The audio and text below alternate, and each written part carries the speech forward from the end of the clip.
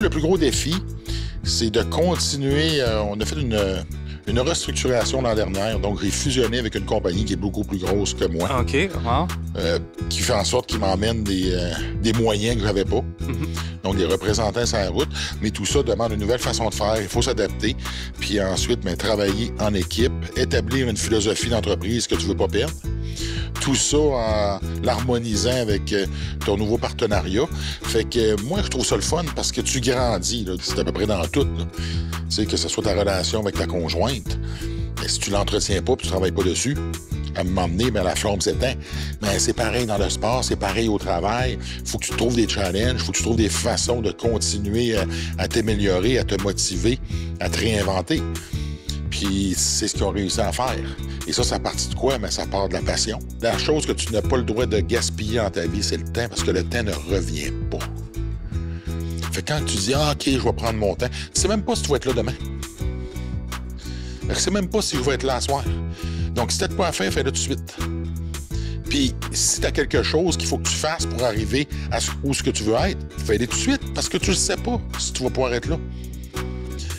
Puis un jour, tu te ramasses à un certain âge, tu regardes en arrière, puis tu te dis « Wow, j'aurais donc dû. »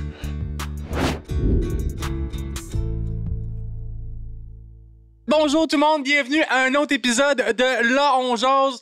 Aujourd'hui, j'ai l'honneur de recevoir quelqu'un que je suis vraiment content de recevoir, quelqu'un qui n'a pas vraiment besoin d'introduction, une légende au Québec que essentiellement tout le monde connaît au niveau de la mise en forme, au niveau du mindset, un entrepreneur dans l'âme, quelqu'un que j'ai appris à découvrir dans les dernières semaines un peu plus personnellement. Sans plus tarder, mesdames et messieurs, je vous demande d'accueillir Hugo Girard. Bonjour. Salut Hugo, merci d'être là. Ça fait plaisir. Caroline, je sais que tu es occupé, je sais que tu as 1 million de projets. Fait que ça veut dire beaucoup pour moi que tu sois ici aujourd'hui. Très content d'être là. J'ai, comme on disait un peu dans l'intro, hein, on a appris à travailler ensemble, puis on a eu des belles petites conversations dans les dernières semaines.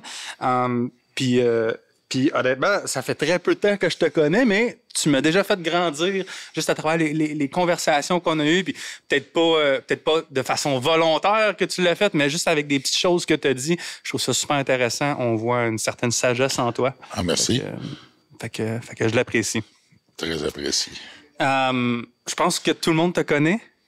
En résumé, qu'est-ce qui se passe dans la vie d'Hugo là, ces temps-ci, pendant l'été 2025? C'est sur quoi tu travailles? C'est quoi qui prend ton temps? L'été 2025, il y a plein de choses. Il y a Alors, plein de choses.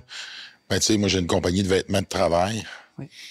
Fait que ça, il faut que je mette quand même du temps là-dedans. Tu peux-tu nous en parler un peu de la compagnie de vêtements de travail? C'est quoi exactement? C'est dans quelle branche que vous... Ça s'appelle Hugo Strong. Donc, c'est vraiment des vêtements de travail qui touchent à tout là, au niveau là, du travailleur. Ça fait qu'on a les vêtements pour les menuisiers, à peu près tous les corps de métier en tant que tel. Ensuite, on a les bottes de protection. Donc, vêtements de protection. Ensuite, on a les vêtements normés. Quand je parle de normés, c'est haute visibilité. Ensuite, des tissus spécialisés en fonction. Si t'es soudeur, ça prend des produits arc flash, produits pour les électriciens. Ouais. Parce que je travaille beaucoup au niveau des minières. Okay. Donc, dans l'industrie. C'est industrie lourde. Puis là, on a développé certains produits parce que dans le vêtement de travail, mettons qu'on prend la chienne de travail, le couvre-tout qu'on appelle, ça n'a pas très évolué au cours des 30 dernières années. Fait qu'on a réussi à arriver avec certaines innovations. Ça a été un projet qui nous a demandé tout près de 3 ans de développement. My God. Fait que ça a été toute une aventure. Puis là, finalement, on a décroché notre premier contrat. Puis là, c'est parti. Puis là, on est encore dans la phase de commercialisation. C'est pas une industrie qui est facile, comme toutes les industries, parce que c'est très compétitif. Puis en même temps, c'est correct, parce que de la compétition, c'est bon, parce que ça t'emmène à te dépasser. Puis, mais c'est compétitif, et je pense que tu amènes un produit qui est un peu unique aussi. Mais même si tu amènes un produit unique, ça risque, tu dois le faire connaître. Ouais. 2, il y en a déjà d'autres qui sont en place. Qui vont livrer des produits qui font la job. Ouais. Puis que les autres, ils ont prouvé qu'ils sont capables de fournir, d'être fiables. Parce que la business, c'est une relation que tu construis. Donc, à quelque part, même si tu arrives avec un nouveau produit, à moins qu'il soit extraordinaire, ça risque que tu as une relation avec quelqu'un depuis plusieurs années qui te fournit, qui est toujours là, qui va te donner des services quand tu en as besoin, quand tu as eu des coups durs. Donc, pour moi, en tout cas en business, de la manière que je vois ça, la loyauté, ça a son mot à dire aussi. Donc, on comprend que même si tu arrives avec de quoi qui est bon, il faut que tu fasses ta place, puis il faut prendre le temps de construire cette relation-là. Et ça, ben, malheureusement, ça demande du temps. Mm-hmm. Mm-hmm. Puis, c'est pas pour rien qu'il y a beaucoup d'entrepreneurs qui arrivent avec des nouvelles business, puis qui passent pas au travers. C'est quoi les statistiques? Mais il y a des statistiques assez faramineuses en termes de ceux qui partent une business puis ceux qui arrêtent dans la première année. Ben, la plupart, au bout de 3 ans, ils n'existent plus, là. Ouais. Donc, on s'entend que c'est un parcours qui est pas facile. Oui, vraiment. Puis on va plonger dans le point de vue entrepreneurial parce que je trouve ça super. Au-delà d'être un homme fort, puis au-delà, t'es un businessman. T'es un gars qui a une tête sur ses épaules. T'es un vrai homme qui en a beaucoup de points en commun. Fait que je veux vraiment qu'on parle plus de business. Mais avant d'aller là, qu'est-ce que pour toi qui est le plus difficile dans la compagnie de linge, juste pour fermer la boucle sur Hugo Strong, qu'est-ce qui est le plus difficile dans ce business-là, que là, aujourd'hui, ça fonctionne bien? Hein? Oui, là, ça fonctionne bien. On a encore... c'est des défis, là, mais là, c'est une jeune entreprise. C'est un start-up. Ça fait 3 ans. C'est notre 4e année. Fait que, comme je l'ai mentionné, je pense que le plus gros défi, c'est de continuer... on a fait une restructuration l'an dernier. Donc, j'ai fusionné avec une compagnie qui est beaucoup plus grosse que moi. OK, wow. Qui fait en sorte qu'il m'emmène des moyens que je n'avais pas. Mm-hmm. Donc, des représentants sur la route. Mais tout ça demande une nouvelle façon de faire. Il faut s'adapter. Puis ensuite, travailler en équipe, établir une philosophie d'entreprise que tu ne veux pas perdre. Tout ça en l'harmonisant avec ton nouveau partenariat. Fait que moi, je trouve ça le fun parce que tu grandis. Là. Du côté humain, c'est un beau défi. Ouais. Parce que j'ai une approche qui est très positive et très constructive. Donc, tu vois pas les problèmes, tu trouves des solutions. Oui, exact. Puis là, par la suite, on avance. Puis comme je dis tout le temps, c'est un marathon, c'est pas un sprint. Mm. Donc, l'idée, c'est que si tu restes, puis tu fais le travail, éventuellement, le résultat vient avec l'effort que tu mets. J'en ai des frissons. C'est pas mieux dit, puis ça reflète très bien la situation que je vis aussi présentement. Ma propre business, hein, c'est un marathon, pas un sprint. On dirait qu'on veut tout de suite. Au final, ça prend un certain temps à bien exécuter. Si ça ne dérange pas, Hugo, on va passer au prochain segment de l'épisode. On a un sommelier, un vrai sommelier, là, un vrai de vrai, qui va nous présenter un vin, sur quoi le boire, combien ça coûte. Un vin qui est accessible à tous. Donc, si ça ne te dérange pas, on va l'accueillir sans plus tarder. Monsieur David Léon. Salut. Allez. Salut, David. Merci Hugo d'être présent aujourd'hui. Salut, mon chum. Merci d'être là encore à chaque épisode. Une petite particularité aujourd'hui. On va parler, comme on parlait d'entrepreneuriat, moi je vais parler du branding d'une bouteille par rapport à ce qu'il y a dedans. Comment ça peut influencer l'achat de cette bouteille-là? Parce que la plupart du temps, on connaît les cépages, on connaît peut-être d'où ça vient, le Bordeaux, on connaît un petit peu, mais quelque chose qui est vraiment différent, je vais en parler tout de suite. C'est ce branding-là, c'est Crazy Creature qui vient d'Autriche.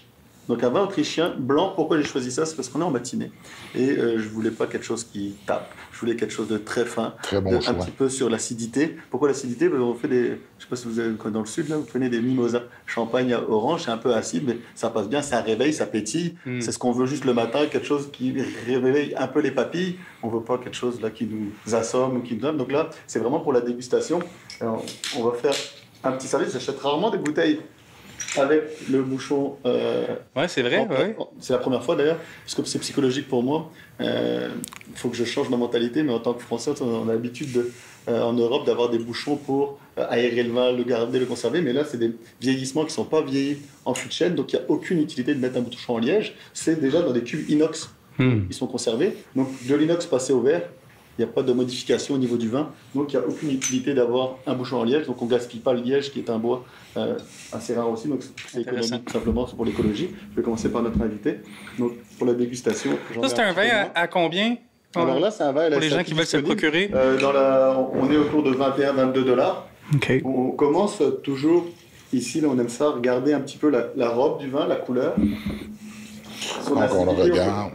On va pouvoir découvrir aussi son acidité avec les larmes. Les larmes, donc c'est quand on va le descendre, est-ce qu'il descend vite ou doucement. Donc là, c'est parfait. C'est très, très, très, très lent au niveau de la larme. Ce que ça veut dire, c'est que l'acidité, là, il n'y en a pas beaucoup. Il n'a pas besoin de vieillir ou de maturer. Il est déjà bien prêt à dégustation. Une robe très très claire. La minéralité là, du vin, c'est ce que je voulais pour ce matin. Puis là, pas besoin vraiment de l'oxygéner. Mais on va voir qu'est-ce qu'on a au nez. Oh. Est-ce que tu as un peu d'expérience, Hugo, dans le vin ou... Oui, j'en ai quelques-uns. Est-ce que tu as un arôme au nez qui vient Au nez, moi j'ai de la fleur blanche, j'ai quelque chose d'un petit peu poivré, j'ai quelque chose de citronné, un petit peu de lime. Il est excellent. C'est vrai? C'est excellent, c'est quelque chose qui te plaît? Oui, ça me plaît, c'est léger. Ça fait très été.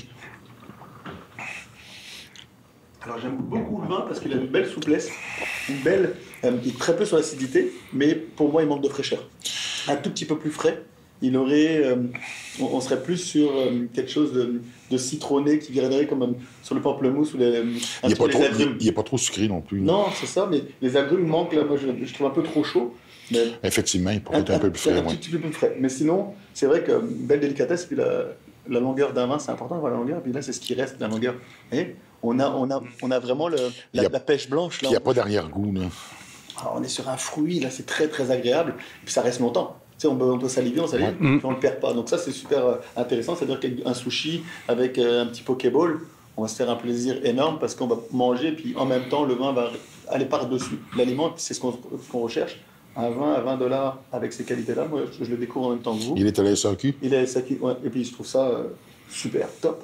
Parce que l'acidité est belle, et puis elle reste là de manière agréable. Elle ne vient pas te chercher trop. Cheers to that. Merci David, merci d'être là, Hugo. Je vous souhaite un excellent merci podcast, les boys. Merci David. Un fun, bonne dégustation.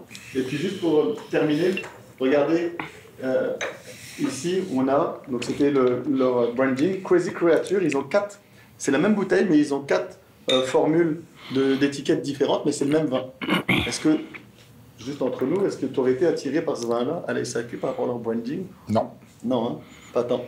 Et donc c'est vraiment important, là, vous pouvez en négocier, parler d'entrepreneuriat, l'importance du brand, par rapport au vin. Là, moi, je vois pas non plus de rapport. Moi, je choisis celui-là parce qu'il y avait le branding, mais surtout, j'ai lu en arrière un petit peu comment ça se faisait, qu'est-ce qui se faisait et pourquoi. Et j'ai voulu le prendre parce que ça m'intéressait, les cépages qu'il y avait à cet endroit-là. Par contre, ce qui est intéressant, et on parle de branding, c'est que le produit est vraiment bon. En tout cas, moi, je l'aime. Oui. C'est un produit que je n'hésiterais pas à aller chercher. Donc, des fois, tu as un bon branding qui attire l'attention, qui fait en sorte que tu vas consommer, mais que tu peux être déçu. Donc, c'est un ensemble. Hein. Ce qui fait le succès d'une entreprise, il y a le contenant ainsi que le contenu. Quand il y en a un... Parce que tu vois, ça, le branding, je vais m'en souvenir, par contre. Il est original parce que je l'ai apprécié. Je vais savoir exactement ce que je veux. Je peux me rendre à la SAQ, il donner une description de la bouteille, il va savoir de quoi je parle. Ah, ça, c'est très, très intéressant. Oui, donc c'est un... Encore une fois, est-ce que ça t'attire au premier regard? Probablement pas, ça n'aurait pas été un choix, mais maintenant que je le connais, ça devient un choix qui devient très facile à identifier, à décrire, que je peux emmener quelqu'un à y aller, même s'il ne se souvient pas du nom, il va se souvenir de l'image. Fait qu'au final, leur branding... Il n'est pas si mauvais que ça. Il n'est pas si mauvais. Mais tu comprends, c'est parce que le contenu t'a emmené. Donc, l'originalité, il y a beaucoup de choses qui font en sorte qu'un branding va fonctionner ou pas. Et là, je reviens toujours. Si tu as un beau contenant, puis tu n'as pas de contenu, mais ça ne fonctionnera pas. Non. Mais si tu as un bon contenu, puis ton contenant n'est pas aussi beau, peut-être qu'à court terme, ça va être un peu plus difficile, mais peut-être qu'avec le temps, tu vas quand même y arriver. Tu vois ce qu'on disait tantôt avant de commencer le... Ce que j'aime là-dedans, c'est vraiment que le branding est bien pensé. Pourquoi? Parce que, en fait, l'unicité, le fait d'être unique, au début, ça nuit un petit peu, mais comme le contenant, comme tu dis, le produit est très bon, et là, c'est tout de suite, leur branding vient impacter à fond ça, parce que l'unicité de dire, hey, c'est les bêtes bizarres qu'il y a sur la photo du tout. Ouais, on sait qui c'est tout de suite, et puis il n'y en a pas d'autre. Et on peut appliquer ça aux personnes, parce que, tu rencontres une personne qui est une belle personne en apparence, et tu te mets à jaser avec, et le reste, est aussi beau, mais tu comprends-tu, tu viens juste de rehausser le package. Donc, c'est exactement. Puis c'est un peu ce que je viens de découvrir là. Très bon choix, merci. Merci David. On se voit à la fin de l'émission. On se revoit à la fin de l'émission. Je vais mon verre pour en profiter avec vous. C'est bon. À tantôt. Ça marche. Merci, mon ami. Merci à tantôt. Bon, donc là, on va pouvoir alléger l'atmosphère avec une petite gorgée de vin.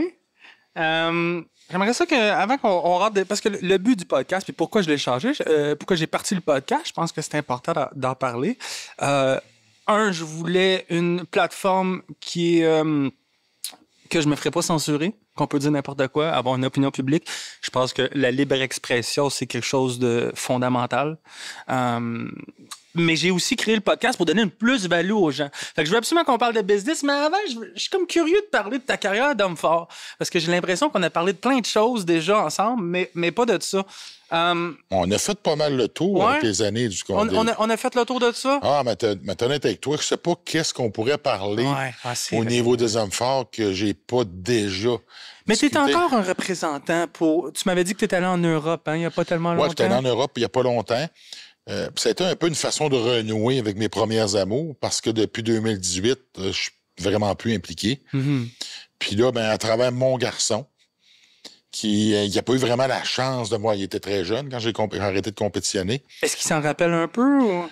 Il se rappelle des concours d'hommes forts parce que j'ai continué à en organiser. OK. Mais en tant que compétiteur, non. Puis là, on est allé en Europe pour le championnat de Grande-Bretagne. Puis c'est mon ami Glenn Ross, qui est un ancien compétiteur avec qui j'ai eu plusieurs compétitions, qui est un excellent ami à moi. Puis ça fait plusieurs années qu'il m'invitait, puis que je voulais aller faire ça avec lui. Avec ton gars? Ou... Ouais. Puis là, tu sais, de faire connaître ça. Puis c'est une manière de pouvoir faire découvrir tout ça. Puis je pense qu'au final, c'est quelque chose que l'an prochain, qu'on va y aller, puis qui va pouvoir vraiment apprécier l'ampleur de tout ça, parce qu'il y a une belle camaraderie, puis j'aimerais faire une parenthèse là-dessus, parce que quand je suis allé cette année, ça m'a comme, je te dirais, ça m'a comme remis en paix avec une certaine période de ma vie. OK. Où ce que je suis allé là-bas, j'ai revu les compétiteurs, j'ai revu Glenn, parce que j'avais quand même perdu la passion. Puis mon chum Glenn, lui, il l'a jamais perdu. Puis il a continué, tu sais. Je crois beaucoup qu'il faut, quand on rêve, il faut les réaliser, puis pas arrêter de rêver, puis d'y croire. Puis lui, il a toujours cru dans son rêve. Puis il a construit quelque chose. Et là, maintenant, eux, ils font ça comme du hockey à télé. C'est live. Puis tu l'écoutes live à télé. Fait qu'ils ont fait avancer le sport. Il a fait avancer le sport. Puis ça, là, je lève mon chapeau. Je croyais pas. Puis il a continué, il a cru, puis il l'emmenait là. Puis ça m'a vraiment touché. Puis j'étais content d'y participer. Est-ce que c'est parce qu'au Québec, c'est peut-être un peu trop fermé comme communauté pour exploser comme peut-être eux autres l'ont fait en Grande-Bretagne ou... Non, je crois tout simplement qu'à un moment donné, c'est qu'ici, les acteurs ont comme arrêté de faire progresser. Parce que l'idée, c'est de faire quelque chose et de le continuer. C'est facile de tomber dans ses pantoufles, puis juste cruiser sur la vague. Puis à un moment donné, la vague va perdre de la vitesse, puis éventuellement, elle t'avance plus. Donc, puis on le vit, c'est à peu près dans tout, là. Tu sais, que ce soit ta relation avec ta conjointe, si tu l'entretiens pas puis tu travailles pas dessus, à un moment donné, la flamme s'éteint. Mais c'est pareil dans le sport, c'est pareil au travail. Faut que tu trouves des challenges, faut que tu trouves des façons de continuer à t'améliorer, à te motiver, à te réinventer. Puis c'est ce qu'ils ont réussi à faire. Et ça part de quoi? Ça part de la passion. Ça part de ton amour pour ton sport, puis ensuite de continuer à avoir une vision. Et c'est pas tout le monde qui l'ont, ça. Et la preuve, si tout le monde l'aurait, tout le monde réussirait. Puis... Je trouve ça cool aussi parce que ton gars, il a pu voir dans ton élément, si tu veux, là, pas dans ton élément, mais il a pu voir différentes facettes de son père, un peu, là, si je me trompe pas. Là. Pas tant. Je pense que c'est surtout de voir d'autres choses, puis de voir quelque chose dans laquelle tu as participé, rencontrer les intervenants et de pouvoir vivre ça à ta manière. L'épisode d'aujourd'hui est une commandite des entretiens Raven, une compagnie de lavage de fenêtres et revêtement extérieur. Si vous voulez redonner un éclat à votre maison, contactez-nous au numéro de téléphone suivant. On va s'assurer de vous produire une soumission rapide à prix compétitif. Bonne écoute. Je voulais, puis je pensais à ça de Sada, je veux te faire de mention particulière, Hugo, parce que, mis à part tous tes business, mis à part t'es un bon père. je te connais pas personnellement tant que ça, mais pour avoir travaillé chez vous, tu sais, je vois que tu es mon père, tu as une belle relation avec ton fils. Hein? Puis, tu sais, je suis allé chez eux des fois, puis tu n'étais même pas là, puis j'ai interagi juste avec lui. Good job. Good job. Merci. C'est un travail d'équipe. Tu sais, sa mère a fait une belle job. Ouais. Puis moi, de mon côté, la relation avec mon fils... c'est extrêmement important parce que... Qu'est-ce qui est plus important? Parce que c'est pas facile. Tu sais, c'est pas facile d'avoir une entreprise. C'est pas facile d'être père de famille. Tu sais, tu peux être un boss ou un leader. Tu sais, c'est facile d'être un boss, mais c'est moins difficile d'être un leader. Puis, je pense que c'est facile d'être un père, mais peut-être moins facile d'être un papa. Je sais pas si ça fait du sens ce que je dis. Qu'est-ce que tu trouves qui est le plus difficile d'être un père? Ou, Honnêtement, c'est pas que c'est difficile, c'est que en quelque sorte, il n'y en a pas de recette, puis tu sais jamais comment ça va virer. Tu sais, toi, tu peux juste faire 50 % de l'ouvrage. Ouais. Tu sais, je suis chanceux parce que avec mon gars, ça a fonctionné, ça clique bien, ça coule bien, on connecte beaucoup. Tu sais, j'ai l'impression d'avoir un mini-moi, là. Wow. Une version plus jeune de moi-même, ce qui fait qu'on a beaucoup de plaisir à travailler ensemble. Puis des fois, tu as des gens qui sont moins compatibles. Et pourtant, tu sais, tu pourrais avoir eu un autre enfant, puis c'est complètement l'opposé. Ouais. Donc, en quelque sorte, il n'y en a pas de recette, là. La recette, c'est de faire de mieux que tu peux, puis de leader par l'exemple. Et ça, c'est vrai en tant que père, c'est vrai en tant que conjoint, c'est vrai en tant que chef d'entreprise, dans tout ce que tu fais. Ouais. Tu sais, comme je dis souvent, être un champion, c'est pas le trophée qui fait que tu es un champion. C'est tout ce que tu fais quand tu le fais comme un champion, tu vas être perçu comment? Comme un champion. Fait que c'est-tu vraiment de terminer premier qui fait de toi un champion? À mes yeux, non. Ouais. Fait que moi, j'essaie juste d'être le meilleur père que je peux être. Puis comment j'essaie de l'être? En donnant l'exemple. Fait que c'est beaucoup plus facile ensuite de demander quelque chose, de discuter sur quelque chose, parce que t'es pas en train d'exiger quelqu'un, t'es pas en train de dire « fais ce que je dis ». Ouais. Puis ils sont pas fous aussi, ils le voient. Hein, oui, fais ce que je dis parce que je le fais. Ouais, c'est ça. C'est beaucoup plus facile. Fait que là, cette approche-là, c'est une approche que de façon générale, j'ai. Puis jusqu'à date, ça m'a bien servi. Puis ça m'a super bien servi avec mon fils. Puis je suis extrêmement content. Il aurait pu être rébarbatif, il aurait pu être beaucoup plus récalcitrant à embarquer là-dedans. Mais au final, ça a bien fonctionné. Puis je touche du bois parce que ça va super bien. Puis moi, c'est la plus belle paye qu'un père peut pas avoir. Ça me donne des frissons. C'est beau voir aller. Fait que, mon chapeau, Hugo. Merci. Esprit, on a connecté sur plein d'affaires, hein? La moto, t'as des motos, t'es un vrai gars, là, mais j'ai accroché ça à la chasse. Je veux qu'on parle de chasse, parce que j'ai pas parlé de chasse encore avec un invité, puis je trouve ça intéressant. Là, j'ai reçu mes bottes, là. J'ai acheté une paire de bottes pour la chasse, là. C'est quoi t'as acheté? Des Loa. Quand j'étais dans l'armée, tout le monde avait des Loa. C'était comme les meilleures bottes en termes de résistance, là, surtout quand j'étais en Afghanistan, en termes de patrouille puis tout. Puis là, je les ai vus imperméables. Bon, c'est important qu'ils soient imperméables, hein, parce que dans le bois... Fait que là, on est prêt pour la chasse. Toi, allais-tu à l'Orignal cette année? Oui, on va aller à l'Orignal. OK. Ça devrait être sur la Côte-Nord. À ta maison là-bas? Non, au chalet de mon cousin. OK. Fait que ça fait plusieurs années que lui, il va bien vite, puis j'y allais pas. Fait que cette année, il va probablement y aller. Je vais sûrement emmener des amis à moi de Montréal. Ils vont capoter. Ils vont aimer ça. Puis, tu sais, moi, j'aime la chasse parce que j'aime être dans le bois. Ouais. Fait que si je tue, je suis content. Si je tue pas, je suis aussi content. Ouais. C'est des vraies vacances, là. Moi, c'est incroyable comment que je décroche. J'étais allé, je pense que je l'ai dit, cette histoire-là, j'étais allé à République dominicaine, justement, avec David, il n'y a pas tellement longtemps. Tu sais, c'est la musique. T'sais, même quand tu t'assis sur le bord de la plage, il y a tout le temps du monde. Je me sentais pas en vacances. J'étais allé à la chasse, à l'ours, 2 semaines après, décroché complètement. Il n'y avait pas de cellulaire, il n'y avait pas de réseau, il y avait le lac. Ça, c'était des vacances. T'sais, fait que je comprends ce que tu dis. Qu'on tue ou qu'on tue pas, c'est pas ça le but de la chasse. Hein. Il y a des gens qui pensent que des chasseurs, ils veulent... Non, on est là, on respecte la bête, on respecte la nature, puis on est là pour... c'est sûr qu'il y en a que les autres veulent absolument tuer, là, puis je peux le comprendre. Oui. Mais moi, c'est vraiment une façon de décrocher, de sortir de mon quotidien, de ma routine, et d'aller là-bas, puis de connecter avec la nature. Moi, je suis très proche de la nature. J'en ai besoin pour recharger mes batteries. Puis, tu sais, j'aime ça voir les animaux dans leur état naturel. Tellement. Tu sais, je suis allé en Afrique, j'ai fait plusieurs safaris photos.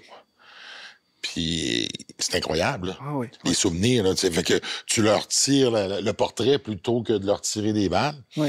Puis ils sont beaux. Je pense aussi qu'il y a ils sont vraiment beaux, tellement beaux.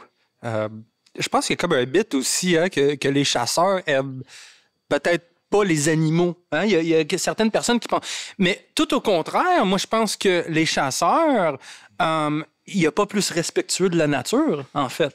Hein? Pour la plupart, du moins. Mais... Ben, la majorité, pourquoi? Parce que, premièrement, tu vas chasser. Tu veux continuer à chasser pendant plusieurs années. Donc, de façon générale, ils sont respectueux des quotas. Ils sont respectueux des méthodes. Ben, on n'a pas le choix. Sinon, si tu ne respectes pas tes quotas, tu vas te faire mettre tes menottes. Et de un, et de deux, c'est parce que s'il n'y a pas d'ordre, puis tu n'as pas de règles, à un moment donné, il n'y en aura plus d'animaux. Parce que où il y a de l'homme, il y a de l'hommerie, puis il y a des gens qui vont exagérer, puis ça finit que les cheptels descendent, et là, tu peux plus y aller. Tu sais, pour continuer à avoir de plaisir de pouvoir chasser, qui est une activité ancestrale qui a permis à nos ancêtres de pouvoir survivre. Donc, tu sais, il y a un côté où ce que je trouve ça drôle, parce que il n'y a rien de sanguinaire à aller chasser, là. C'est ce qui est sanguinaire, ça serait d'aller tuer des animaux et de pas manger leur viande. 100%. Ouais. Donc, on les consomme, on en mange. Et quelle est la différence entre chasser ce que tu manges ou d'aller à l'épicerie et de l'acheter sur le comptoir? La seule différence, c'est que tu le vois pas. Ben, moi je vais te dire la différence. Moi, je pense que ce qui a été élevé...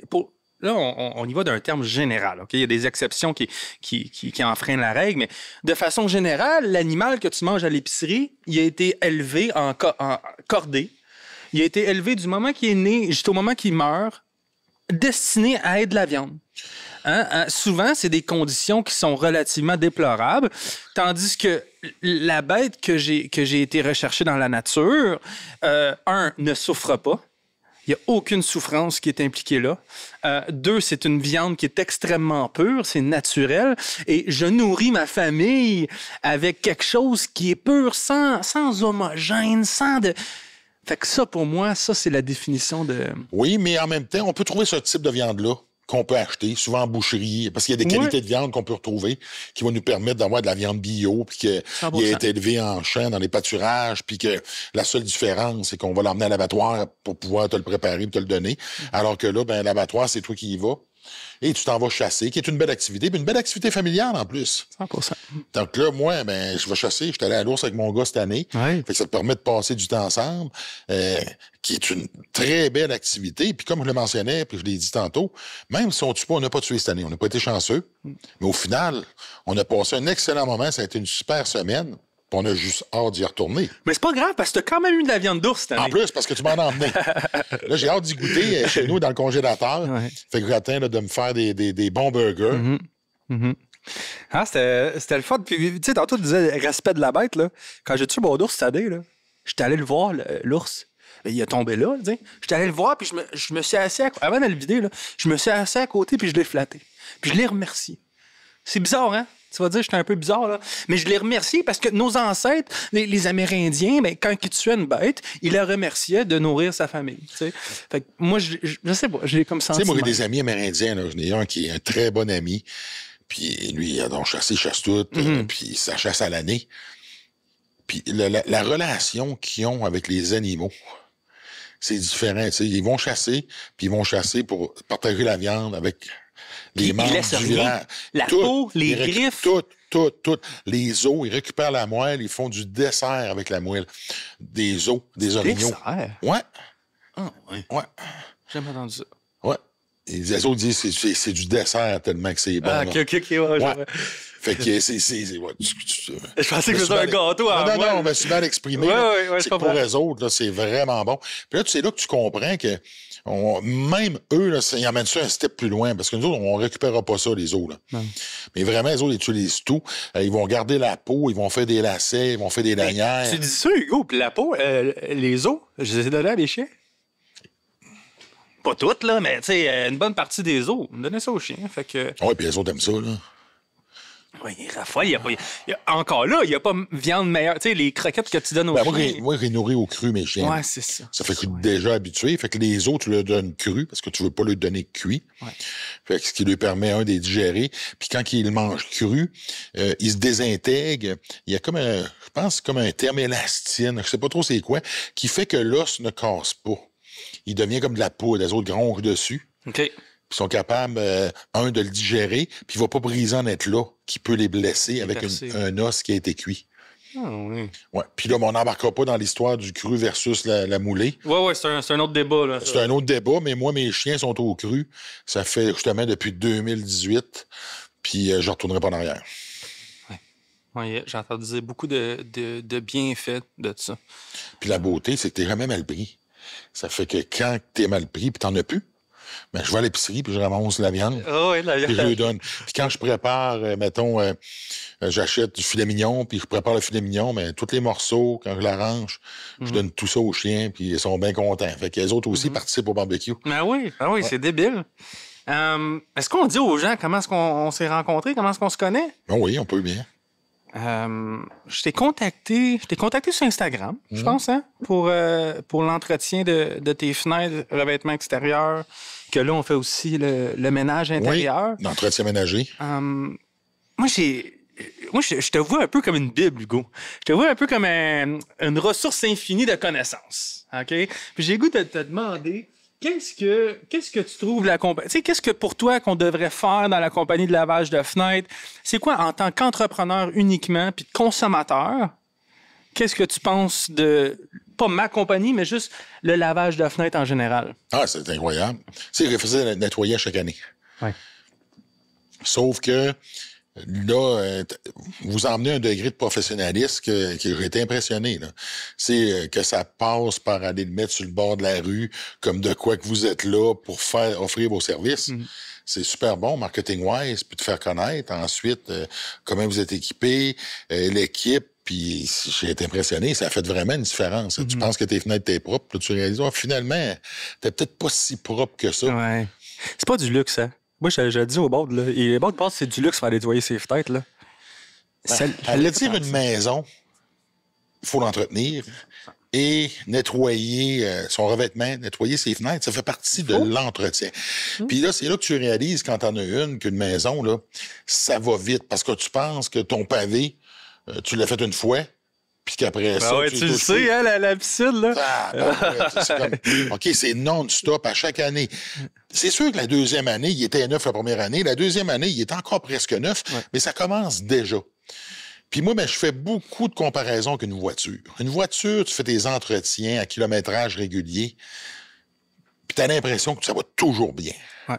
Tu commences à avoir des problèmes quand tu commences à étirer, à pas faire ce qu'il faut qu'il soit fait tout de suite. Puis c'est drôle, c'est vrai avec ça, mais c'est vrai avec tout.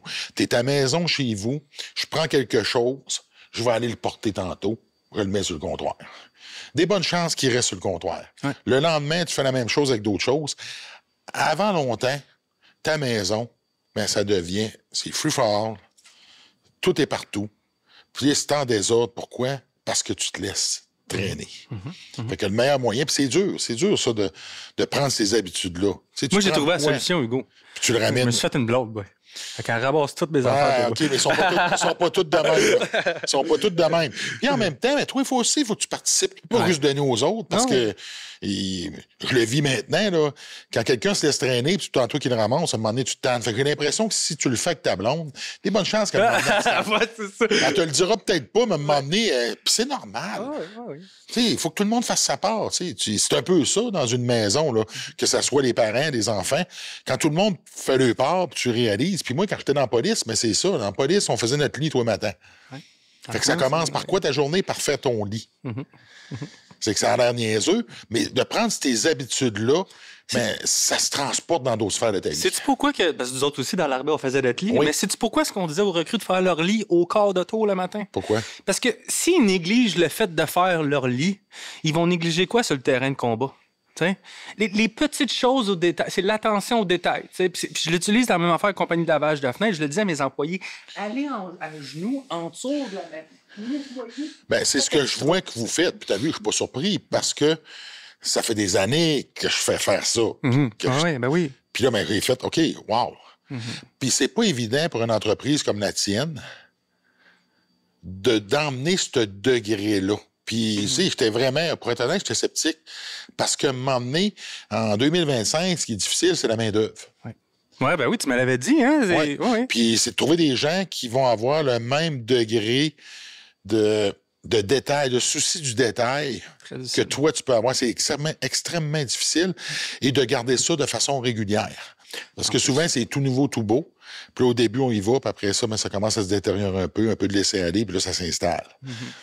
Donc, c'est exactement comme tu as mentionné. Le souci du détail. Fait que quand tu apprends à faire les choses de la bonne manière, ben, ça finit qu'à un moment donné, c'est pas long que tu décroches assez vite quand tu vois, OK, c'est mal fait. Puis en même temps, je suis quelqu'un qui a des tocs. Quand tu vis, tu sais, je suis avec mon gars, c'est pas toujours nécessairement comme je voudrais. Puis tu veux pas toujours être sur le dos de l'autre. Fait qu'à un moment donné, il faut que tu trouves un certain équilibre où ce que, OK, à un moment donné, il faut qu'il y ait un certain laisser-aller qu'on est capable, OK, ça, je suis capable de vivre avec ça.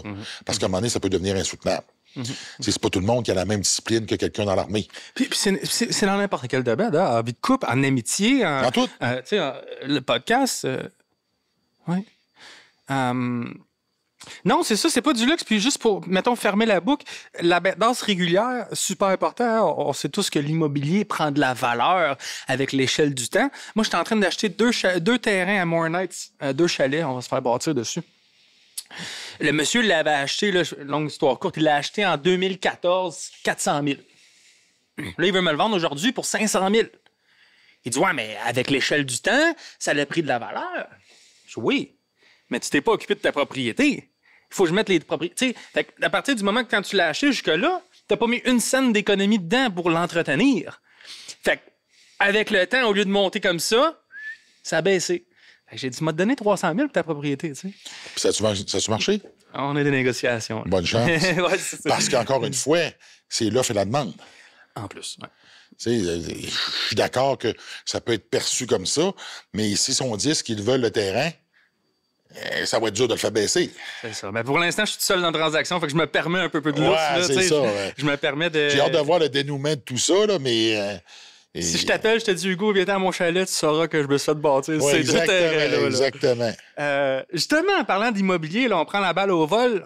T'as commencé à t'investir un peu plus là-dedans? Ça a-tu toujours été ta passion pour l'immobilier? Non, vraiment pas. J'aurais aimé ça, j'aurais dû m'intéresser à ça plus tôt. Mais écoute, les choses étant ce qu'elles sont, je faisais d'autres choses. Ben oui. Puis là, j'ai compris un peu plus comment ça marche. Fait que là, tu fais, OK, j'aurais dû comprendre ça. C'est moi, là, mes années de compétition, là, c'est le défaut, c'est la qualité de tes défauts. Quand j'embarque dans le quoi, c'est 100 Fait que moi, tout allait là-dedans. Ah oui. Ben, c'est pour ça que tu étais le meilleur aussi. Oui, mais là, tu réalises que finalement, peut-être que j'aurais dû peut-être avoir un peu plus un regard avec une certaine distance pour comprendre qu'il y a des belles opportunités qui ont passé, puis tu as passé à côté. Puis l'immobilier, on voit comment ça a explosé au cours des 20 dernières années. Ouais. Tu sais, il y a une époque, ça n'a rien à voir avec ce que c'est maintenant, là. Puis tu sais, il n'est pas trop tard encore maintenant parce qu'il y a encore des deals maintenant. Le bon temps d'acheter, c'était hier. C'est simple. Mais encore, on a eu Jacques Lépine ici, là, qui s'est assis à ta place. Jacques Lépine était le plus grand investisseur au Québec, là, sous toute réserve. Le bon temps d'acheter, c'était hier, puis il l'a dit dans son livre, mais il faut acheter au bon prix. Hein? Ton profit se fait à l'achat. Moi, je le dis à mes clients, là, tu veux acheter l'immobilier hier, la semaine passée, dépêche-toi, mais achète pas n'importe quoi, parce que ton profit se fait à l'achat. Le monde y pense à revendre. C'est à revendre que je fais mon argent. Fait que je trouve ça super hot que tu rentres dans le monde de l'immobilier et tu as l'air passionné justement de ça. T'as-tu déjà spoté une propriété ou un genre d'avenue vers laquelle tu vas te lancer? Parce qu'il y a différentes branches. Là, Ben là, moi, je suis en train de regarder pour construire un chalet. OK.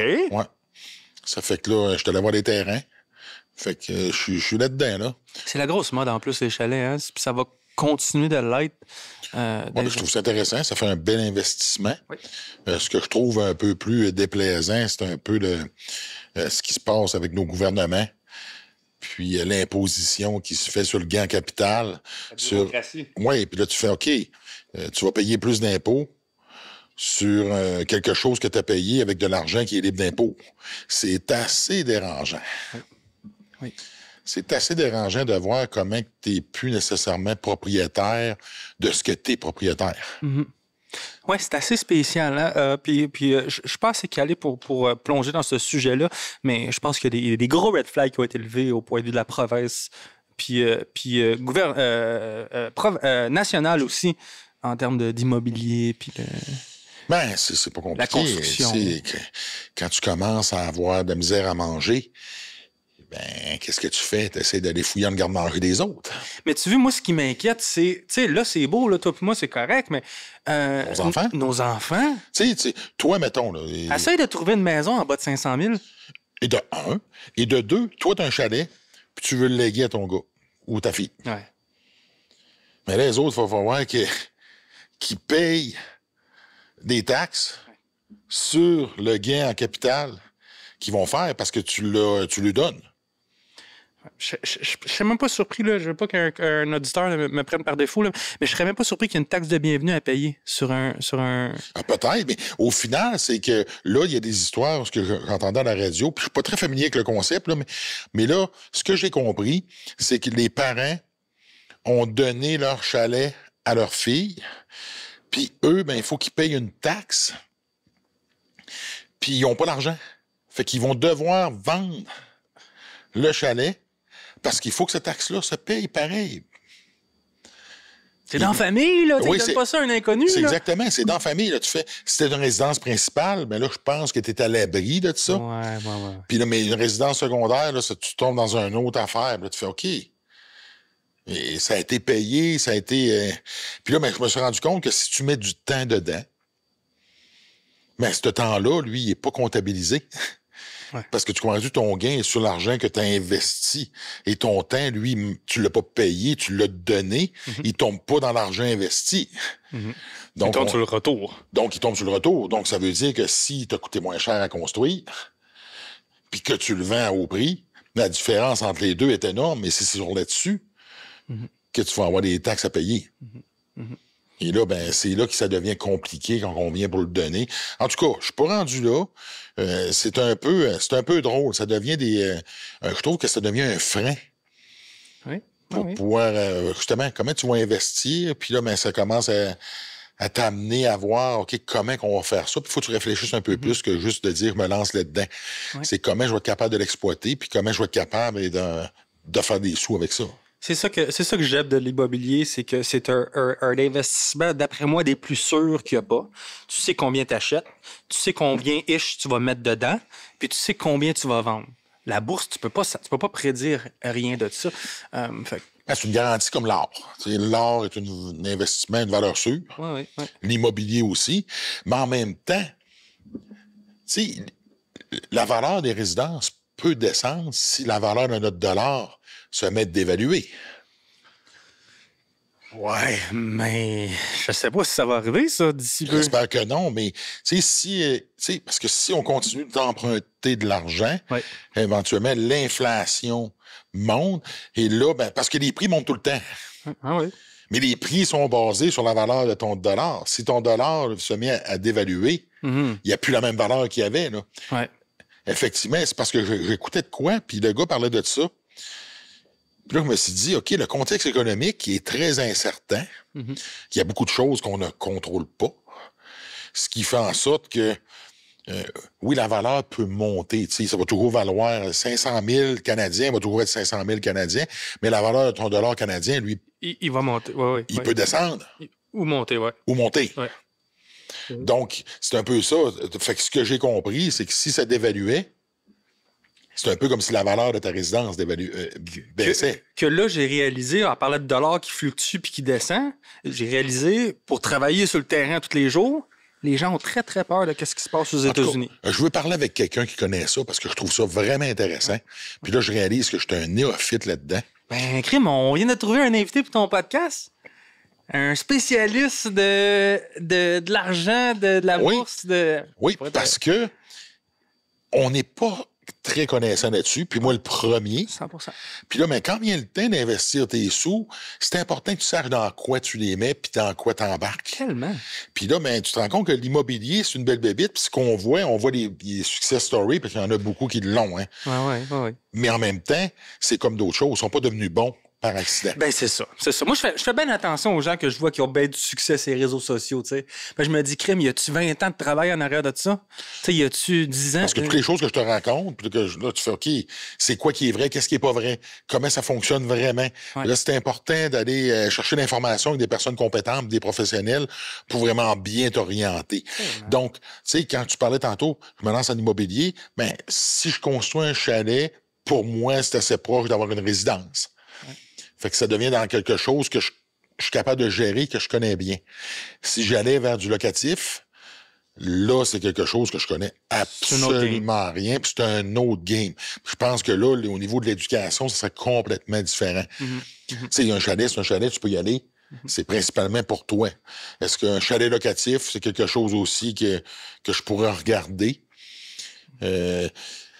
J'ai loué une résidence parce que m'emmener quand je me suis emmené à Montréal, j'avais gardé ma maison à Québec que j'ai louée. Ça n'a pas été une expérience très concluante, que j'ai pas nécessairement adorée.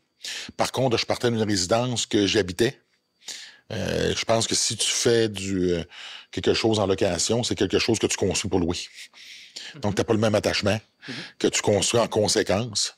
Avec l'immobilier, puis les meubles et tout ce qui suit, là, ça me donne l'impression que tu crées un certain détachement. Moi, je l'ai pas vécu de même quand j'ai loué, puis ça n'a pas été une expérience très, très plaisante.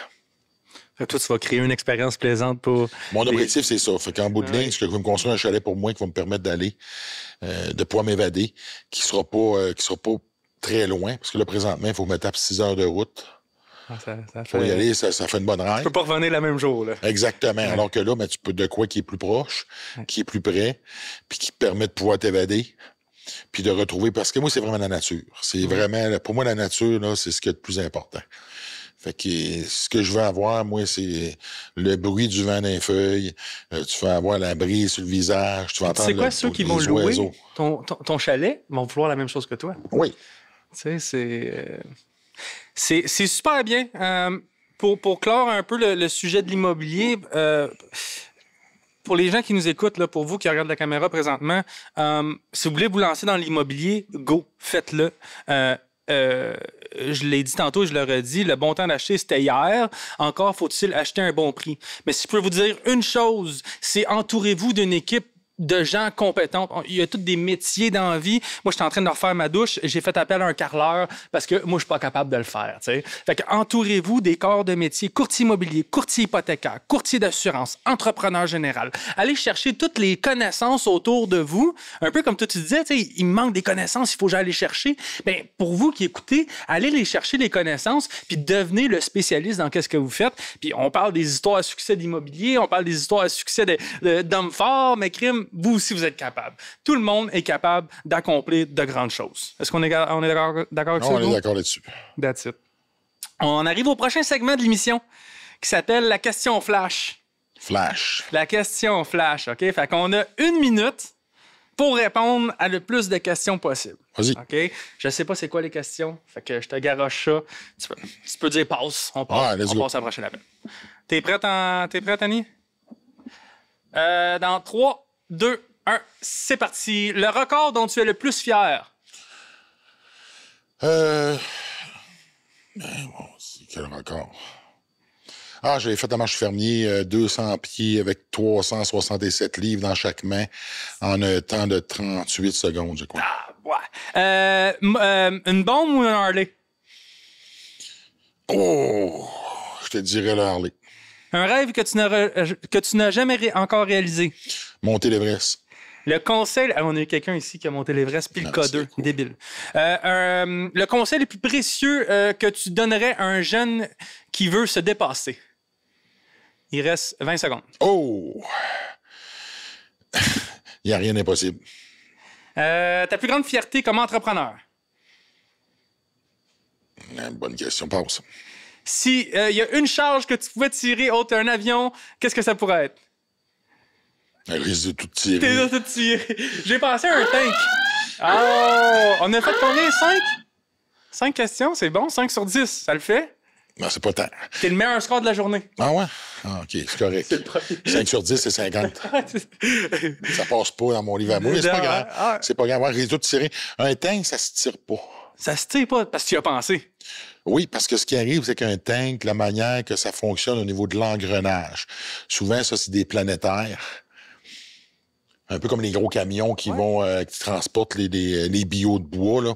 Donc, c'est extrêmement fort, ce qui fait en sorte que ça roule pas très bien. Ouais, c'est ça. Fait que ce qu'on a besoin, nous autres, c'est quelque chose où ce que tu peux vraiment désengager la transmission pour avoir aucune friction au niveau du système de roulement.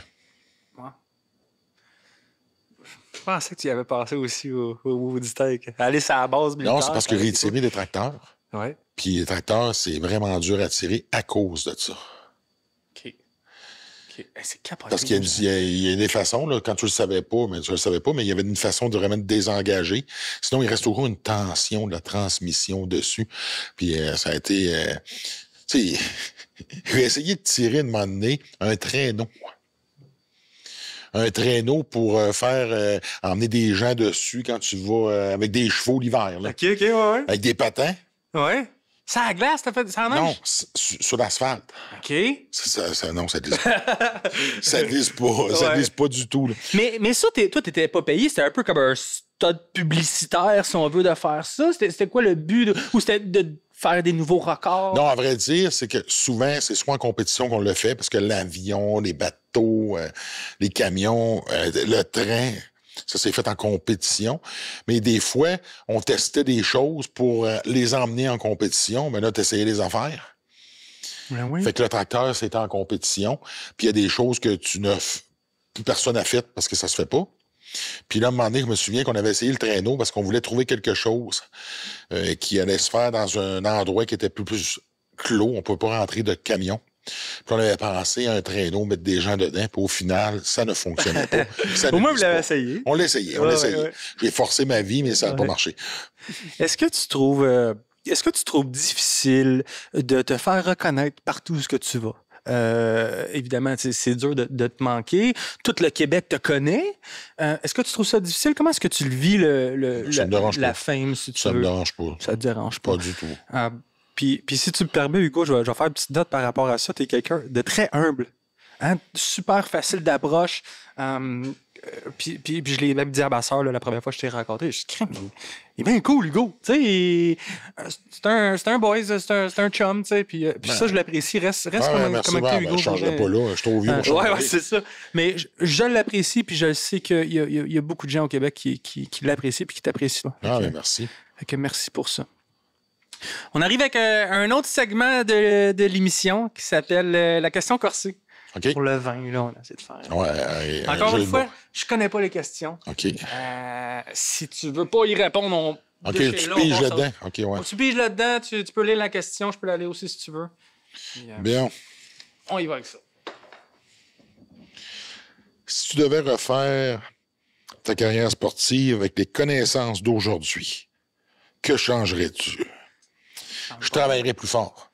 Plus fort? Ouais.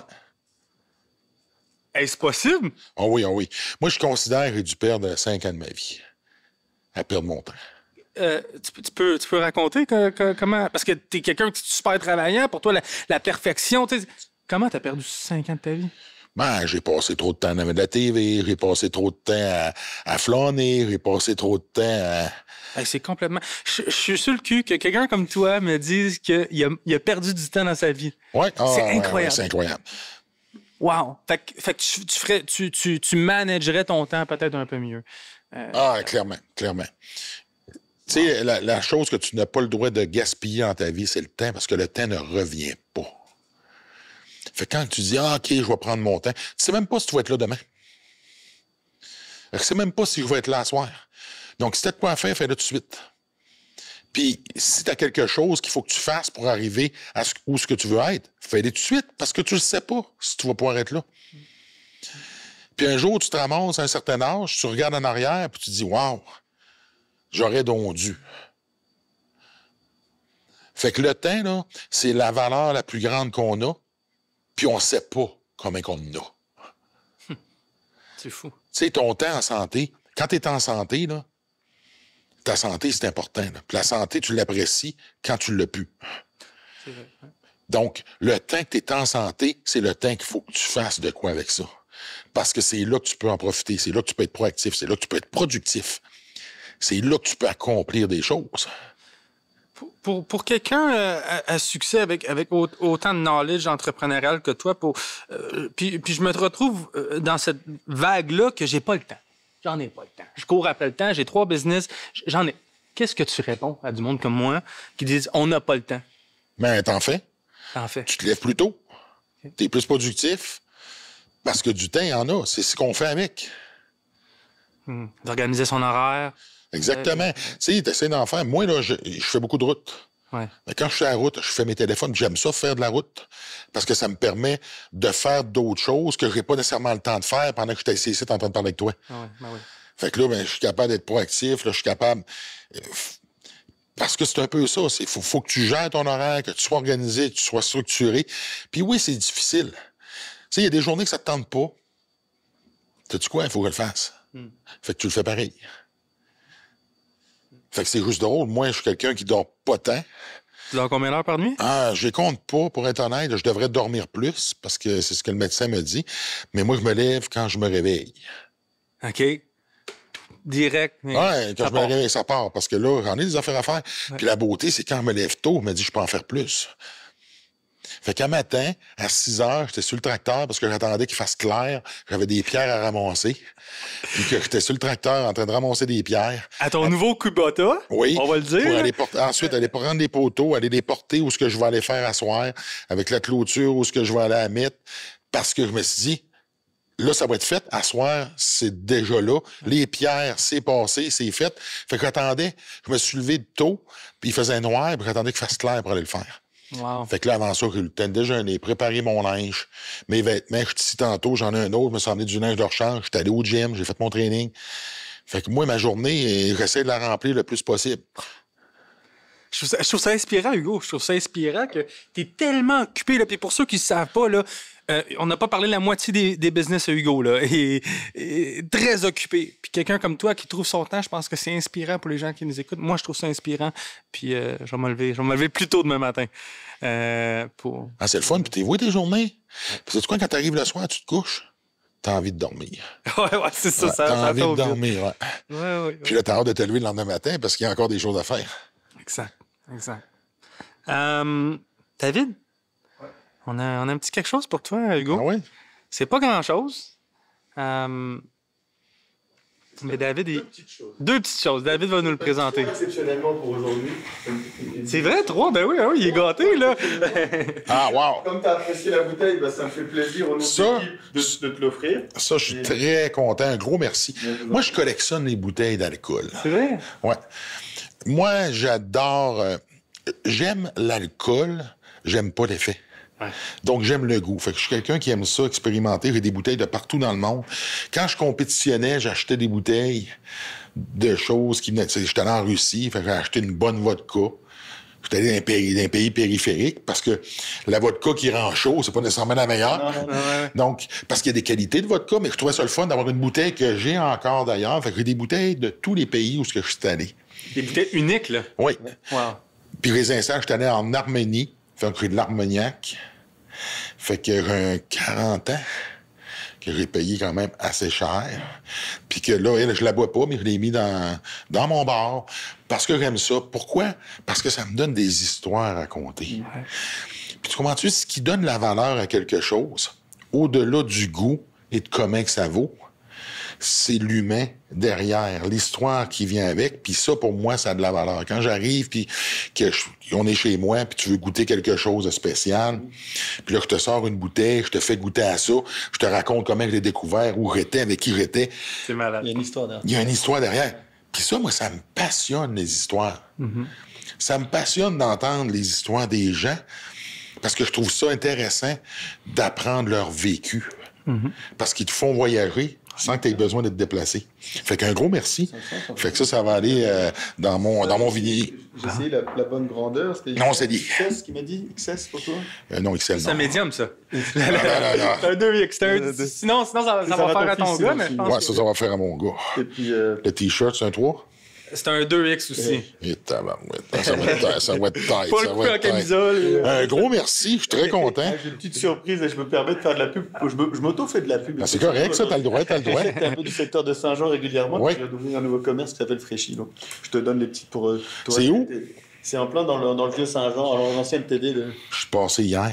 Je l'ai vu. Puis c'est drôle que tu me dis ça. J'ai dit, faut rien essayer ça, c'est des Pokéballs. Ouais, c'est ça, exactement. Oui, puis je suis passé. Santé, protéines, tu ajoutes toi-même ta protéine. Je suis passé hier soir. Ouais.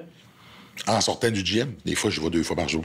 Fait que, puis j'en revenais, puis j'ai vu commerce. Ouais, Puis là, j'ai vu, c'est nouveau, puis j'ai fait puis là, j'ai vu ça, Pokéball. Puis là, j'adore les Pokéballs. Fait que j'ai dit, je vais aller te voir. Un gros merci. C'est les meilleurs de la ville. En fait, David, il a fait quelque chose de révolutionnaire. Je pense que ça vaut la peine d'en parler. Il a fait Fréchy, Chocolato, puis Second Cup. 3 franchises dans un emplacement. Qui est comme. Pour optimiser un maximum le local, comme ça coûte cher les loyers, comme Saint-Jean, c'est une ville difficile, et puis c'est pas la seule, comme Joliette, Valleyfield. Ben, j'ai trouvé une niche de comment aller maximiser les profits d'un seul local en mettant en répondant à 3 besoins, mais dans la même surface. Donc j'ai le même équipement, j'ai le même matériel, les mêmes employés, et puis j'ai le même loyer, un seul loyer que je divise en 3 commerces. T'as-tu fallu t'acheter 3 franchises? Non, une seule, en plus, parce que j'en ai 3 et c'est le même franchiseur. Ah! J'ai un seul coup de franchise. Ça, c'est bien. Et puis, donc il y a plein de choses qui sont un concept, puis derrière tout ça, puis là, je suis vraiment très en Bon, explosion. on va aller découvrir ça. Avec grand plaisir. Merci. Vraiment, je suis vraiment content. Tu me fais plaisir, puis à mon gars aussi. Parce que souvent, là, c'est un peu ça aussi, le défaut de la pétante, c'est que quand je mange de quoi, mon garçon en mange aussi. Ah, là. ouais.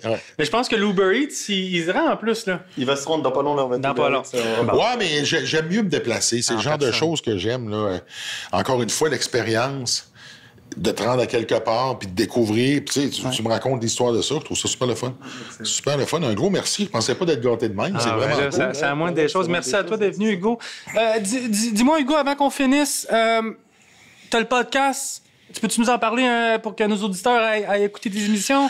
Ouais, c'est Hugo Girard sans limite. Fait que ça revient toutes les semaines. Nous autres, on sort le dimanche. Le dimanche à midi 30, je crois. Puis c'est à chaque semaine. Fait que c'est super le fun. Moi, j'adore ça. Je trouve ça. Allez écouter ça. Pour vrai, Hugo, beaucoup de temps, beaucoup d'amour dans son podcast. Allez l'écouter.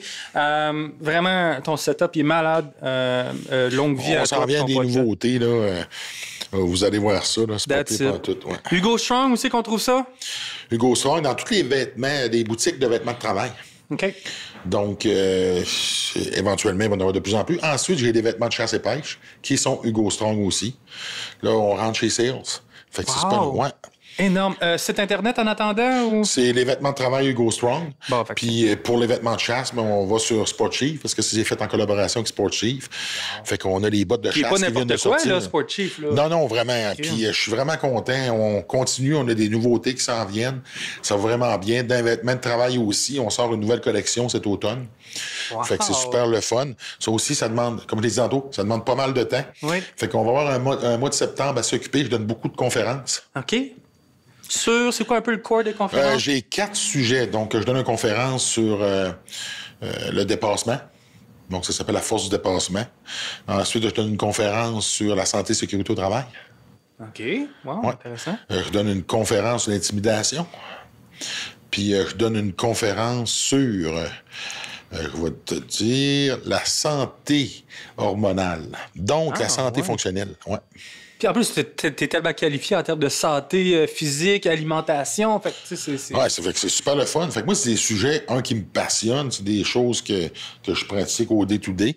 Puis ça me permet en même temps de rencontrer des gens incroyables, puis de partager ça. Puis moi, encore une fois, c'est le contact humain. Là. Ouais. Pour moi, c'est vraiment important. Puis c'est ce que j'aime du podcast, c'est que je rencontre des gens ordinaires qui ont des choses extraordinaires à dire. Ouais. Je pense que dans la vie, puis on va finir sur ça, je pense que dans la vie, c'est toujours de donner plus que qu'est-ce que tu reçois. T'sais. Puis le fait que tu fasses des conférences, crime, tu donnes aux gens qui t'écoutent, puis tu donnes une plus-value à la société. Puis ça, pour moi, c'est wow. Je pense que dans la vie, c'est de donner sans s'attendre à recevoir. Ouais. Fait qu'au final, tu le fais, puis c'est ça le vrai altruisme. Hein? c'est que tu fais les choses pour faire une différence. Puis il ne faut pas faire une différence pour les autres, une différence pour toi. Puis pas une différence juste pour faire de l'argent. Hein? Non, ça n'a rien à voir. Ah, moi, je fais ça pour faire de l'argent. Tu feras pas long feu, mon homme. Tu sais, moi, ce que je veux, c'est grandir, continuer d'évoluer puis d'apprendre. Wow. Fait que, puis ça, ben, il n'y a pas d'âge pour continuer à le faire. Tu sais, je peux plus lever les charges que je soulevais. Je peux plus aspirer aux mêmes ambitions que j'avais, mais je peux ambitionner de devenir une meilleure personne, connaître plus, puis continuer d'expérimenter, puis d'apprécier la vie, d'apprécier la santé, d'apprécier les beautés que la vie nous amène, d'apprécier les gens aussi que tu rencontres. Puis plus que ça, je vais l'amener un peu plus loin, Hugo. Peut-être que t'es plus capable de lever cette charge-là. Mais je te garantis que tu peux motiver quelqu'un, un jeune, que lui, c'est peut-être capable de lever la charge. Fait que tu continues à lever, à soulever d'une autre manière. Wow. Merci beaucoup. Merci du fond du cœur. Pour vous qui nous écoutez, allez suivre Hugo sur toutes les plateformes de réseaux sociaux. Un chic type, tellement facile d'approche qu'il y a énormément beaucoup à donner à la société. Allez suivre son podcast. Allez sur son site Internet pour Hugo Strong. Et puis, on se dit à la prochaine. On vous laisse sur des extraits du prochain épisode. Merci la gang. À la prochaine.